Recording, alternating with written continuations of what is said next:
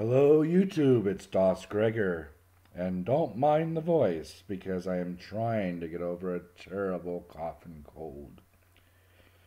It's been difficult this new year because it seems like since the new year began I have been sick and been trying to get over this.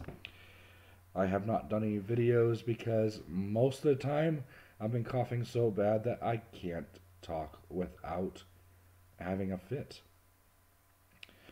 But nonetheless, recently I did an update on Gentoo for January, and as you may have noticed in my last video when I talked about setting up the Harmony remote, that I noticed, it's been a while since I have done an update.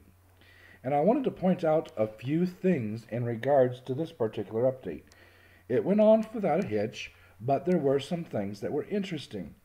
For instance, when I did an emerge --sync, it took nearly 19 minutes to complete the entire emerge session. Normally that goes within a couple minutes. I saw a lot of changes in the Portage setup recently, and there were a lot of application files that had been updated. You'll also notice that it says down here, an update to Portage is available. As I've always said when updating Gentoo, make sure you follow these things. It's very important that you update Portage first before any other packages. And it tells you right here how to do it. Emerge --one shot Portage. Now emerge -1 Portage is the same thing as saying --one shot. And so I did that and installed Portage. And that doesn't take very long at all to do. As you can see, I just get right through here, and we should be done here in just a few more screens. Pop that down a little bit faster here. I do want to be careful I don't go too far. I have a lot of buffer with this, and I don't want to have to go trying to find this again. So as you see, it goes through, it's installing. I'm just going to pause until we find that and be right back. And here we are. As you can see, setting up Portage only took about 2 minutes to go ahead and set up. And the next thing we do is an emerge -avu, capital N, capital D, world. Now, for those of you who have not watched previous Gentoo updates, when you're updating your Gentoo environment, you want to use this whole string with emerge.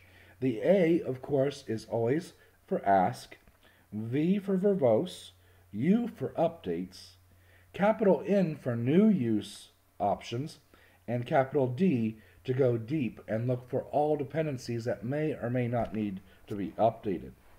It, of course, went through here and calculated, and I will pause while I find the end of this list because it is quite long. And here we are at the end of that list. As you will see here, there are 415 packages needing update, and if you look at some of these, it is going to update KDE from 4.12 to 4.14. And it looks like actually 4.14.3.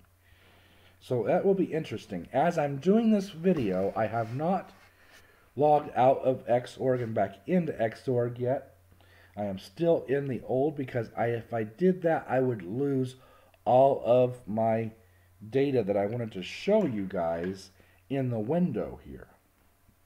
You'll also notice that in this particular update, we need to make a use change flag. So we look here and we're looking at dev lang python SQLite, and it's saying that we need to make this change to add SQLite to Python. Now, because I have in my make.conf to go ahead and set that up, and because I also asked it to ask me first, it says, do you want to add these changes to your config files? I say yes. It goes ahead and does the temporary updates, and then because I've used Gentoo for so long, I know there's newer tools to update it, but I still prefer the old-fashioned etc update, which looks for the differences. It shows that in Portage package.use that there is that file that's been changed and needs to be verified, It shows us what it's adding here, adding the SQLite use flag to Python. And then, of course, we said, 1, replace original with the update. We're happy with that. And once again, we have to run the emerge AVU capital N, capital D world to get our list again. And it really didn't take too long to scroll through, so I'm just going to let you all kind of scroll through. I'm not really going to go so slow that you can see. There's just a lot. And this is all going to be different depending upon your system. I, for instance, am using KDE, so of course a lot of those packages are going to be because of the KDE upgrade. If you use XFCE or any other GUI interface, if you even just use command line interface, you're not going to have a lot of that.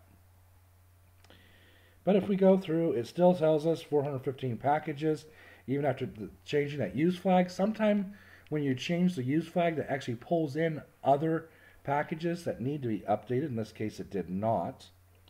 It asks us, do we want to go ahead and emerge these? And we have said, yes, we do. And it starts to do its preliminary checks and goes through, as you can see, 1 of 415 beginning. Now I'm going to pause again to get to the end of all of this, and we will continue with our discussion of our January updates. I also want you to notice that way up here in the corner is where my bar really is. And we're going to have to get all the way down here.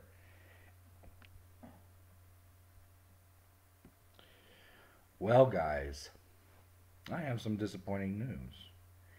Somewhere along the line, my buffer stopped buffering.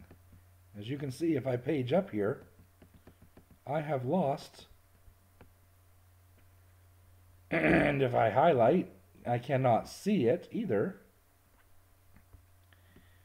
any of my data, and it appears that somewhere right around here, as I was scrolling through,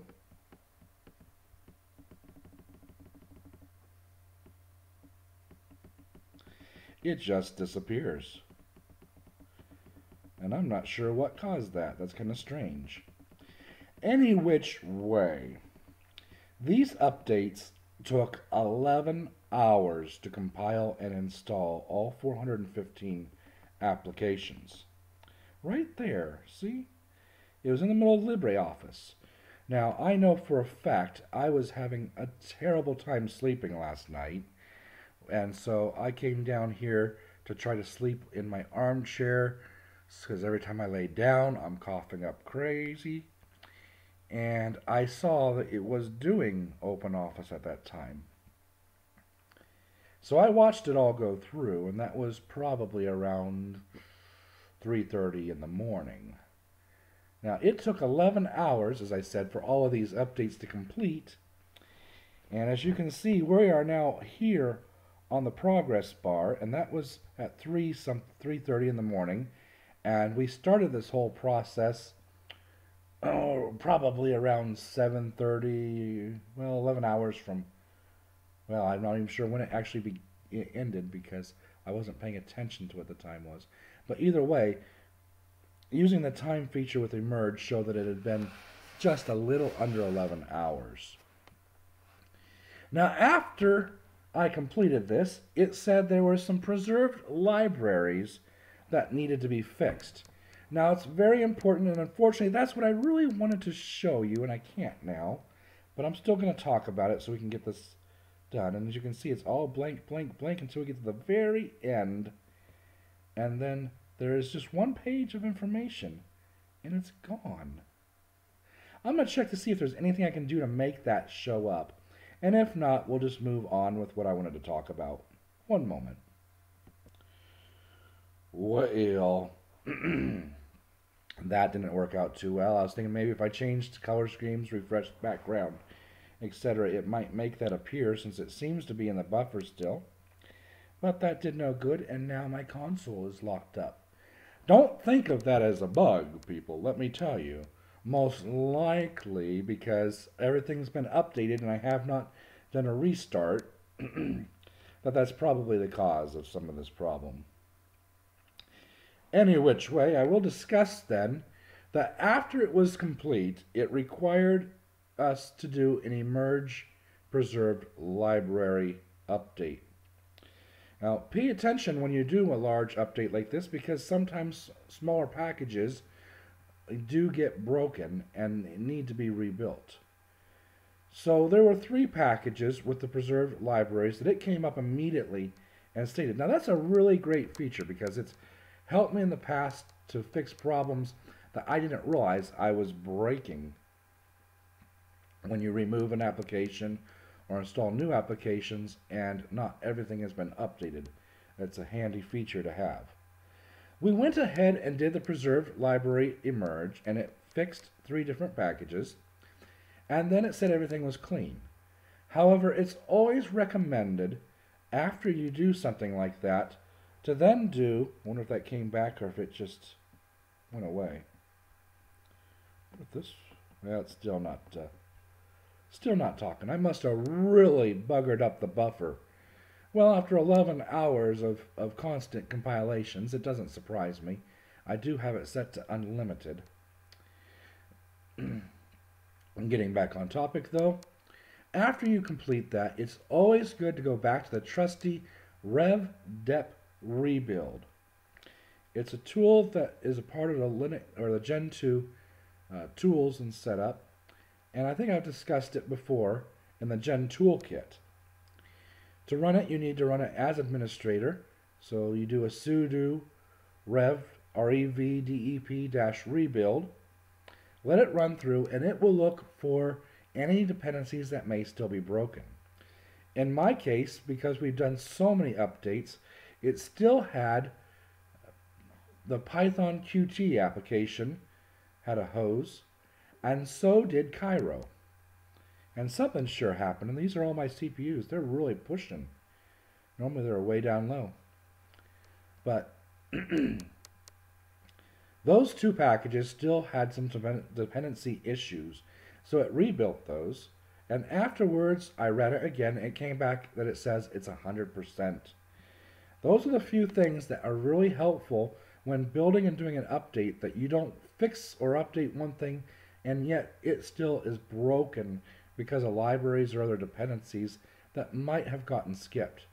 Just like I have found sometimes when you're doing an emerge and it's so big like that, sometimes the Portage will, I don't know if it's a mess up or a screw up, but sometimes what it will do is it will put a dependency ahead of something else, which then breaks a whole bunch of other files because it needs to build against it, or it will try to build the application requiring a dependency before that dependency is built, and can cause all kinds of issues.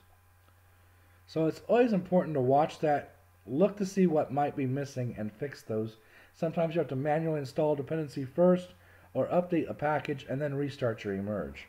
But those were some of the things that I wanted to discuss with you in regards to this update. Nothing else really was going on of any other note, just standard updates. We will check and see first if everything went well. So I'm going to go ahead and reboot the system. Look in the comments because I'm not going to splice together 2 different videos because I always screw up on that. I'm not that sophisticated. Computer support, I understand. Video stuff, I'm still pretty lame at. So we will reboot here in a moment and check things out. But I hope everybody had good holidays. I hope the new year is starting out well for everybody. I hope there are a lot better people out there with better health than I have had. And hey, everything came back. I wonder if my information, it did finally come back, but all my information is still empty. That's too bad. I was kind of hoping that that would fix itself. Anyway, well, this morning, evening, noon, or night, whatever you're having, I hope you're enjoying it. Thank you for watching. Short video being 14.5 minutes. Anyway, good day, guys. Bye.